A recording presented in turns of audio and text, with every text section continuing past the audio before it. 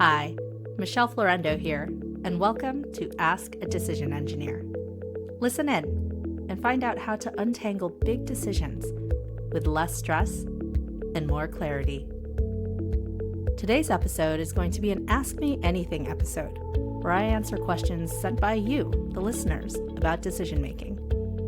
I'd love to hear what you're wondering about decision making. So if you have a question you'd like me to answer on the show, head over to askadecisionengineer.com and leave me a message. Hello. Hi. Hi, Michelle. Hi, Michelle. Hi, Michelle. This is Christopher from New York. This is Hannah from Melbourne, Australia. This is Brian from Singapore. I'm Aga from Warsaw, Poland. And my question for you is... My question is... I am wondering... I'd really love to know... I have a question for you. Hi, Michelle. This is Travis from Atlanta. And my question for you is, how do I really know that the decisions that I make are the best ones relative to the options that I did not choose? Especially when those options have never been exhausted or carried out before. Travis, thank you for asking this question. It's one that I know tends to weigh on people's minds quite a bit. How do I know my decision was the best one? First things first. For those of you listening out there, note that the question he asked was, how do I know that my decisions are the best ones relative to the other options that I did not choose? Because he's referencing the other options that he didn't choose, I want to clarify and rephrase what this question actually is about. He's not actually asking, how do I know that my decision was the best one? He's asking, how do I know my outcome was the best one? I'm calling out that distinction to reiterate an important principle in decision analysis that I've talked about in previous episodes. That principle is that the quality of the decision is not equal to the quality of the outcome. They're separate. They're distinct. And that's because outcomes are a function of more than the decision we make. They are also a function of external forces that may be outside of our control. As an example, let's rewind to fall of 2019. Someone I had coached in the past was at a career crossroads. They had just dropped off their youngest at college, and he and his partner were excited about this new stage in life where they could focus on themselves. He had contemplated taking a job offer in New York, which would have allowed him and his wife to move to the Big Apple and experience a life that they hadn't had before in the suburbs. And so he took the job, and in January of 2020, they moved into their new apartment in New York City. And then the pandemic hit. They were in full lockdown, and all of the things that they were excited to experience in the city were not going to be possible for the next year and a half. And they didn't even know how long it would last at that point in time. He was really disappointed that he was stuck in a city without any of the benefits that he had hoped for. Now I have to ask, that was a bad outcome, but was it necessarily a bad decision? Most people would say no, because there was no way that he would have known that a global pandemic would have erased all of the benefits that he saw in this next move that he made. And so that's a key thing to remember. Outcomes are distinct from decisions, and the quality of the outcome is not necessarily the same as the quality of the decision. All right, so let's get back to the question that this listener was asking. What he was really asking here was, how do I know that the outcome that happened based on the decision that I made is the best one relative to the outcomes that could have transpired based on the other options I could have chosen? I can hear that the listener is trying to compare his current outcome with what would have or could have happened if he had chosen something else. But as he said, it's difficult to do that, especially when those options have never been exhausted or carried out before. I have good news and bad news. The bad news first. If you're wondering how you can know with certainty that the outcomes you are experiencing now are better than the outcomes you would have had if you had chosen some other option, The short answer is you can't. Short of building a time machine or discovering parallel universes that would allow you to replay the decision you made and choose a different path to see how it would play out, there is no way of knowing what would have happened and how it would have compared. That's the bad news. However, as a coach, I'm trained to listen between the lines. In addition to listening to the question, I'm listening to what's behind the question. What is prompting you to ask this question? And based on that, what is the actual answer that you need? If you find yourself asking the question, how do I know that the decisions that I have made are the best ones? My guess is that you may be feeling some doubt and are looking for reassurance. While I can't tell you whether the decisions you've made are the best ones, the good news is that I can unpack why you may be feeling this way and what you should shift in your decision-making approach, which may help you feel at more ease. I want to get back to what I heard behind the question. Whenever I hear the question, how do I know the decision I made was the best one? What I'm really hearing is a feeling of doubt, maybe a bit of fear. Fear of what?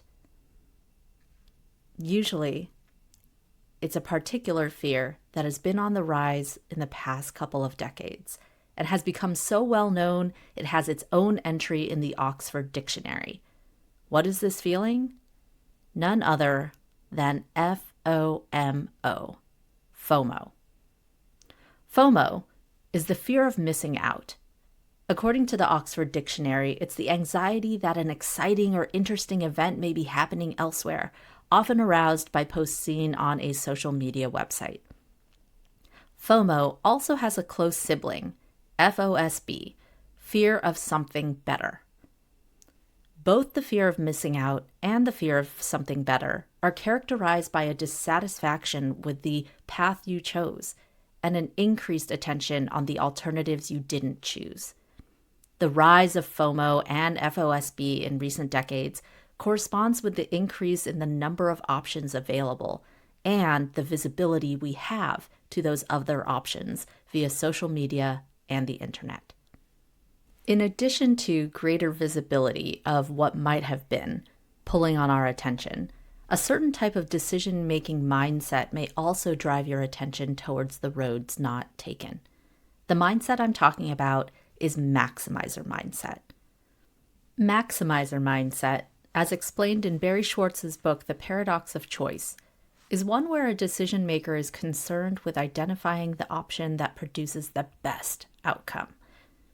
While you would think that a maximizer mindset is good and would result in maximizing satisfaction with a decision, studies have shown the opposite. Those with maximizer mindset take longer to make decisions, and once they do make a decision, often second-guess their decisions, reevaluating what could have happened had they chose something else. The alternative to maximizer mindset is a satisficer mindset, where people make decisions based on what is good enough. Studies have shown that those with a satisficer mindset tend to spend less time agonizing over decisions, and in the end, are happier with their decisions than those with a maximizer mindset. Logically, it makes sense. Maximizers define success by choosing the option that produces the best outcomes, which means that you cannot possibly know whether you've made the best decision unless you can compare your outcome against the outcomes of every single other path you could have taken. And because that's impossible to do, it's impossible to ever be truly satisfied with your decision if you're in maximizer mindset. So why doesn't everyone just adopt a satisficer mindset if it's been proven that doing so would leave us happier than in a maximizer mindset? My sense is that it's because choosing a satisficer mindset goes against everything that people have been socialized to do in a capitalist, consumption-focused culture. Capitalism tells us to maximize shareholder value. Consumerism trains us to always want more. Feeling satisfied with what we have doesn't drive us to purchase things. Focusing on what we don't have drives us to buy. So if you've been swimming in this cultural soup for most of your life, rejecting the maximizer mindset takes awareness, intention, and effort. But if your goal is to quell the fear so that you can feel content, the effort is well worth it. So, if you are looking for relief from post-decision fear and doubt, what should you do? Number 1, choose contentment over conditioning. Just because we have been conditioned to feel a certain way doesn't mean we have to accept it as a given. Capitalist and consumption-based culture is meant to benefit shareholders and businesses, not necessarily us as consumers. Also, even if you are a business leader, and it's never enough culture can run your team down. I recognize that satisficing is not nearly as sexy as maximizing, and the siren call of more is more alluring than enough. But remember that maximizing and more is little more than a tempting illusion. At the end of the day, what is more important to you? Chasing happy or being happy?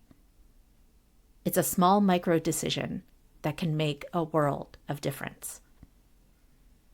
The second tip that I would share is to set clear objectives with clarity around what it means to fulfill them. Back when I used to do more career coaching, I always pushed my clients to clearly define their objectives. If they wanted more work-life balance, I would ask, what does that look like? Being able to have dinner with your family at least 3 nights a week?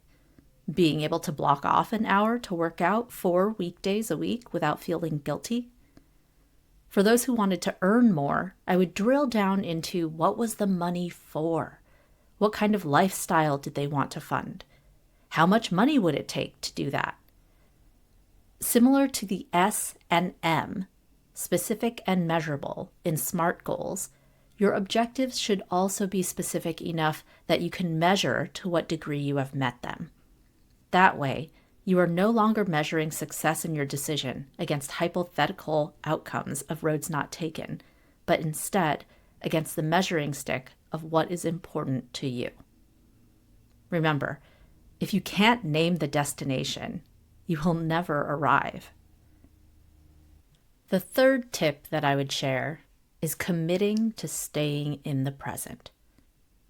A bad case of the coulda, shoulda, wouldas is enough to undermine even the most experienced decision maker's confidence. But that world, coulda, woulda, shoulda, doesn't exist in the here and now. It exists either in the past, which you can't do anything about, or in a hypothetical universe, untethered from reality. One of the best things you can do to stop second-guessing yourself is to anchor yourself in the present. What is happening now? What are you thankful for now? And what are the actions you can take, not in the past, but right now? How might you accept the reality of today while also identifying the power you have to change tomorrow? Just as perfect is the enemy of good, obsessing over whether you achieved the very best outcome is the enemy of fulfillment. I encourage you to choose the path that leads to more satisfaction and confidence in your decisions. Get clear on your objectives. Name the threshold for satisfaction. And once you make a decision, stay present to the path you are on. Thank you so much for listening to this episode. If you heard something today that you found helpful, please share this episode or write a review. Also, if you're interested in more resources on how to make decisions with less stress and more clarity, go to askadecisionengineer.com to sign up for the mailing list. I'll be teaching a class on decision analysis and emotional awareness in a few months, and my email list subscribers will be some of the first people who get updates on that. Again, this is Michelle Florendo from Ask a Decision Engineer. Thanks for listening, and I'll see you on the next episode.